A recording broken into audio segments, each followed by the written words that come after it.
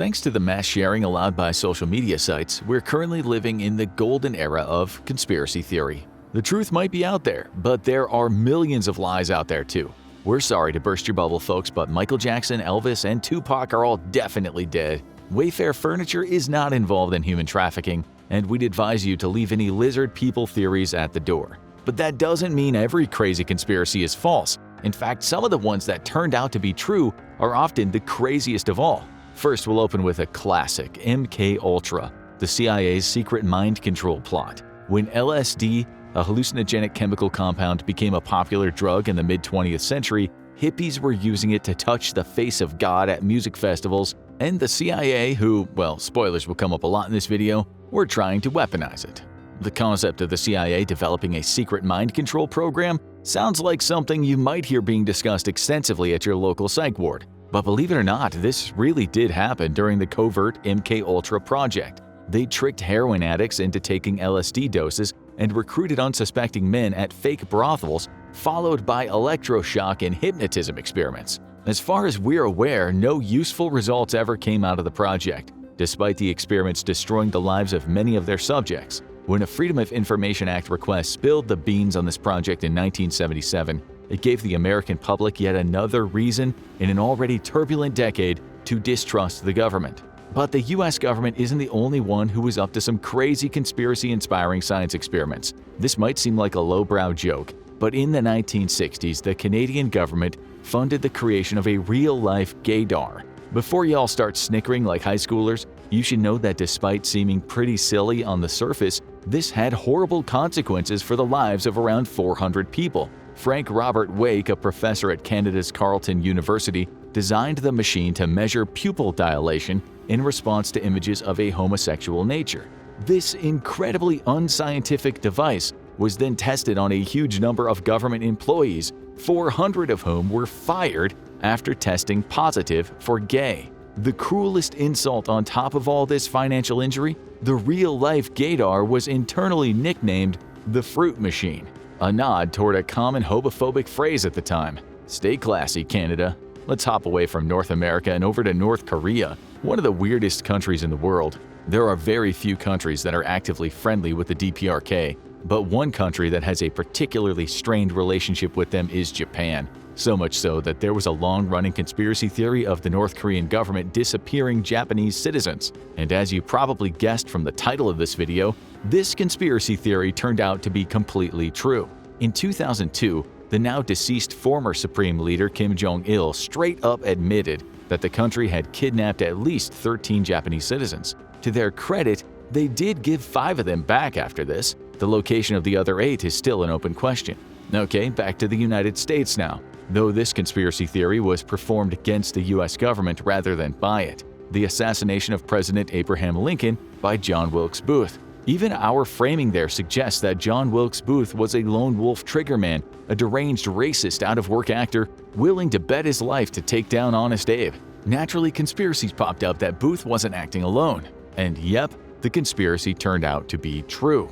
Booth worked with at least 9 other Confederate co-conspirators, most of whom were would-be assassins themselves. These included George Astaroth, who tried and failed to assassinate Vice President Andrew Johnson, Lewis Powell, who tried and failed to assassinate Secretary of State William Seward, and Mary Surratt, who would become the first woman ever to be hanged by the United States government. Not exactly a successful bunch. From a defied American leader to a defied Tibetan leader, you might have heard a number of conspiracy theories about the Dalai Lama, the spiritual figurehead of Tibet. Given that the Dalai Lama is opposed to Chinese expansion, many have accused the United States of funding the Dalai Lama as a form of proxy opposition.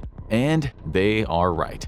Reports extrapolated from U.S. intelligence accounts have shown the CIA has given His Holiness a $180,000 a year stipend for at least several years since 1960 as part of a wider project to fund the Tibetan exile movement during the Cold War. Let's take a little break from sinister dealings performed by governments and look at some of the shady little things that private companies have been up to. It's generally accepted that sugar isn't exactly great for you.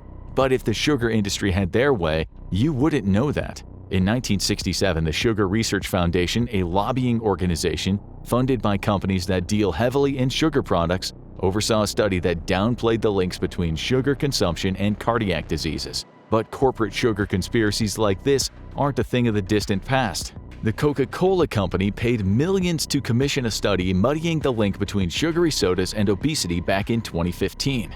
But all of that seems like small potatoes compared to a small group of companies getting together and planning a fascist takeover of the United States of America. It feels almost like a textbook premise of a conspiracy thriller, but it actually occurred in 1933 with the business plot. Senator Prescott Bush, grandfather of George W. Bush, teamed up with business leaders from Chase Bank, Goodyear, Standard Oil, GM, and the DuPont family with the goal of funding a military coup to take down FDR and install a fascist dictatorship. The one flaw in their evil plan was reaching out to Marine Corps Major General Smedley Butler to lead the military part of the military coup, despite the fact that he was a vocal FDR supporter. He blew the whistle and smothered the plan before it even took off. Despite being involved in literally treasonous conspiracy, none of the business plotters were ever punished. We can at least thank Smedley Butler for nipping the fascist takeover plan in the bud, but the fact that the son and grandson of Prescott Bush would become the presidents of the country he tried to overthrow really just feels like a sick joke. But somehow a diabolical fascist takeover is nowhere near the most horrifying and disgusting corporate conspiracy in this video. A real contender for that would be the Bayer Pharmaceutical Company, and one of their very sinister-sounding subsidiaries, Cutter Biological. In the 1980s, Cutter Biological moved into the business of selling blood clotting medicine to hemophiliacs, manufactured from the blood of non-hemophiliacs. But for the medicine they were selling to Latin America and Asia, they didn't properly screen their donors. The result? Cutter Biological sold products that infected 20,000 patients with HIV, a travesty that they then spent years trying to cover up. What could possibly be worse than infecting 20,000 hemophiliacs with HIV? Probably being complicit in a cover-up that could spark the end of the world. While climate change has become a hot-button topic recently, due to the fact that we are currently living through its effects, the people behind ExxonMobil Fuel Company knew about it as early as the 1970s due to climate research they funded at the time, then spent millions suppressing. Their lobbying has muddied the waters and delayed action on climate change because it would affect their bottom line, putting millions if not billions of lives at risk in the process. Now that we've exposed the shadowy horrors of the corporate world, let's return to the crazy governmental conspiracies for the rest of the video. And believe it or not, these are literally all conspiracies that the United States government is responsible for. USA! USA! We're number one, baby! That includes being number one to hire ex-Nazi scientists right after the conclusion of World War II.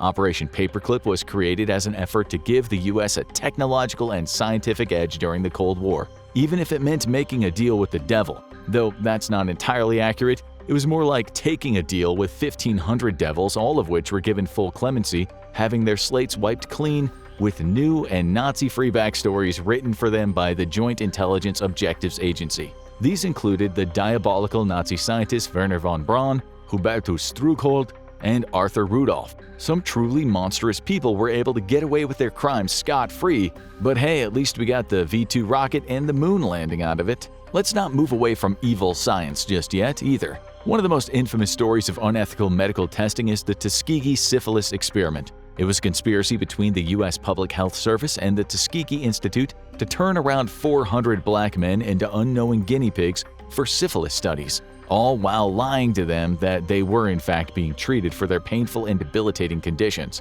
The study was kept under wraps for 40 years before the shameful exploitation of these men was revealed for all to see. In 1974, there was a $10 million payout to the surviving victims of the program, but nothing could ever give them back the years wasted in unnecessary suffering. But even death can't necessarily save you from being involved in a horrific scientific conspiracy. As a general rule, if a government project has a strangely innocent-sounding name, it's probably trying to hide the fact that it's enough to give you nightmares. This was definitely the case with Project Sunshine, a 1950s study on the effects of radiation on human bodies. It goes without saying this is extremely important to research, but it doesn't mean that it was conducted ethically. In order to have varied collection of the data, the scientists involved in the project had their personnel steal parts of corpses like Victorian grave robbers, including those of children and even infants. This would be macabre but ultimately ethical if the families had consented to donate their relatives' bodies to science. But when these tests were performed, the families had no idea. Burke and Hare would be proud that their legacy lives on. Racially motivated testing and grave robbing are one kind of horrible, but indiscriminately releasing a bioweapon on an entire area is another.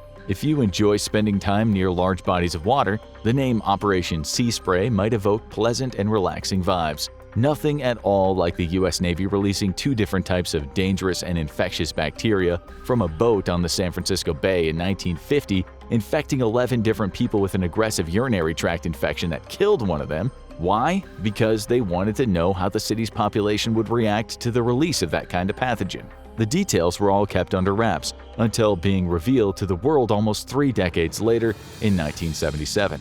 But the US government wasn't quite done playing God just yet. During the Vietnam War, the CIA engaged in a secret project called Operation Sober Popeye. This was a plot to control the very weather in Vietnam and use it as a weapon in the war against the Viet Cong. For years, the CIA attempted to seed rain clouds in Vietnam that would extend the country's natural monsoon season, bogging down their forest-dwelling commando enemies. Thankfully, they didn't fully succeed, and in 1978, military applications of weather-manipulating technology was classified as a war crime. The CIA, at least theoretically, would be forced to take their combat weather aspirations off the table. How about another CIA weapon that sounded like an insane conspiracy theory before being revealed to be terrifyingly real?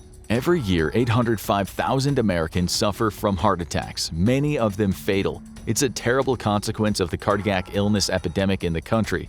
But could it also be the result of elite CIA assassins taking out targets? And how would a CIA assassin induce a heart attack without a trace? A specifically designed heart attack gun, of course, one that fires a frozen dart carrying deadly blowfish poison, which then melts after transfer, inducing a heart attack and leaving a small red dot on the body as the only evidence of foul play. While this might seem like a bizarre fantasy cooked up by someone who watched a few too many James Bond movies, Senator Frank Church revealed the very real heart attack pistol during a public hearing in Congress about some of the seedier activities of the CIA. So let's give the CIA a bit of a break before Infographics Show HQ undergoes a mysterious series of simultaneous heart attacks and look at the shady conspiratorial antics of the US's domestic intelligence agency, the FBI.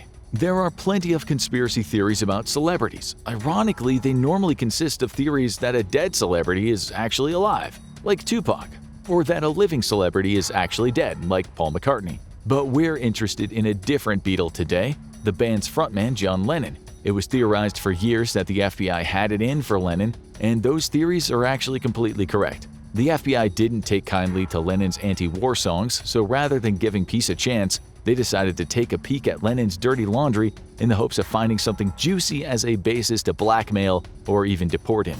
But Lennon is hardly the only celebrity who's had the FBI on their back. Singer Aretha Franklin was frequently stalked and hassled by the FBI for her leftist political stances. The Bureau kept background check files on a shocking number of famous people, including Steve Jobs, Whitney Houston, Helen Keller, Marilyn Monroe, Walt Disney, Charlie Chaplin, Rock Hudson, Truman Capote, and even sitcom superstar Lucille Ball. But their stalking of celebrities is nothing compared to how they destroyed American activist groups under J. Edgar Hoover's COINTELPRO plan, where they engaged in everything from blackmail to gaslighting to even straight-up assassination, taking on everything from unions to hippie peace groups to the Black Panther movement. By the time COINTELPRO was through, activism in the United States was a shadow of its former self. Okay, we have one more CIA story for you because these guys create conspiracies like Willy Wonka makes chocolate. Anyone who watches a lot of news might start to get the sense that there's some spin going on, that the seemingly impartial reporting of information might actually be a Trojan horse for an agenda. While these days that agenda comes from the various corporations that all own major news stations, for several decades in the mid-20th century, it was coming from the CIA, courtesy of an initiative known as Operation Mockingbird. Frank Wisner, head of the CIA's Office of Special Projects, spearheaded a far-reaching media influence campaign that gave him control of key figures from the New York Times, CBS, and members of the Washington Press Corps. At the height of the program, 3,000 CIA employees were tasked with maintaining Wisner's complex propaganda machine, as they spied on journalists who worked with whistleblowers and paid other journalists to disseminate false information that served the CIA's narrative. It was a conspiracy theorist's dream and nightmare come true. Now check out what actually are the Illuminati, or check out this video instead.